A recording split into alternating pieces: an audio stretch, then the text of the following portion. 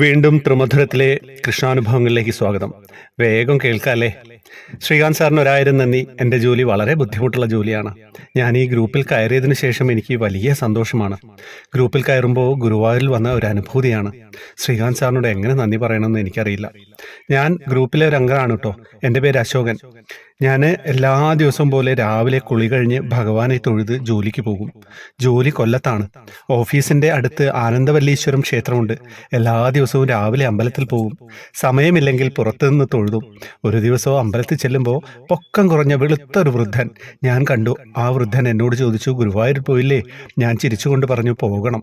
അദ്ദേഹം മറുപടി പറഞ്ഞു, പെട്ടെന്ന് പോകണം, ഇന്നോ നാളെയോ പോകണം, അല്ലെങ്കിൽ പ്രശ്നമാണ്. അന്ന് ജോലി കഴിഞ്ഞ് വീട്ടിലെത്തി. ഈ വൃദ്ധൻ പറഞ്ഞ വാക്കുകൾ മനസ്സിൽ നിന്ന് മായുന്നില്ല. വൈകിട്ട് 5 മണിയാവും. പെട്ടെന്ന് ഞാനും മകനും കുളിച്ച് ഗുരുവായൂരിലേക്ക് യാത്ര പുറപ്പെട്ടു.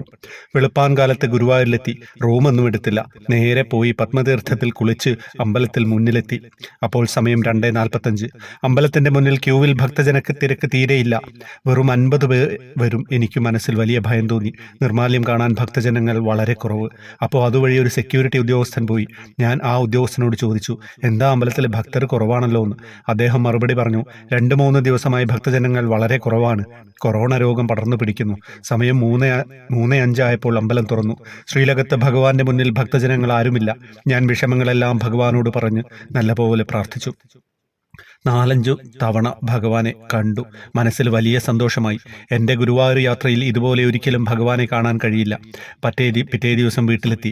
രാവിലെ പത്രത്തിലും TV ന്യൂസിലും വാർത്ത, ഗുരുവായൂർ അമ്പലം ഭക്തജനങ്ങൾക്ക് പ്രവേശനമില്ല. ഉടൻ തന്നെ ഞാൻ ആ വൃദ്ധനെ ഓർമ്മിച്ചു. അത് സാക്ഷാൽ ഗുരുവായൂരപ്പനാണെന്ന് എനിക്ക് മനസ്സിലായി. പിന്നെ ഞാൻ പ്രായമായ ആ മനുഷ്യനെ ഞാൻ കണ്ടിട്ടില്ല. പലപ്പോഴും അന്വേഷിച്ചു, കണ്ടില്ല. അത് സാക്ഷാൽ ഭഗവാനാണ്. ഹരേ കൃഷ്ണ, ഹരേ രാമ. കൊറോണയുടെ സമയത്തേക്ക് നമ്മളെല്ലാവരെയും കൂട്ടിക്കൊണ്ടുപോയില്ലേ? എന്താ ആ കഥ! അതും ഭഗവാന്റെ ഒരു സൃഷ്ടി തന്നെയായിരുന്നു. ഗുരുവായൂർ അമ്പലം പോലും ഒഴിഞ്ഞു കിടന്ന ആ കാലത്തിലേക്ക് ഈ അനുഭവം നമ്മളെ കൂട്ടിക്കൊണ്ടുപോയി. എന്തൊരു മനോഹരമായിട്ടുള്ള അവസ്ഥയാണ് ഈ അനുഭവം തന്നത് എന്ന് പറയുന്നത് എന്താണെന്ന് വെച്ച് കഴിഞ്ഞാൽ, ഭഗവാനെ പോലെ ഒരാൾ വേഗം പോയി കണ്ടോളൂ എന്ന് പറയുന്നത്. അപ്പം പെട്ടെന്ന് തന്നെ പോയി കണ്ട് തിരിച്ചു വന്നു. വാട്സപ്പ് ഗ്രൂപ്പിലേക്ക് വരാം.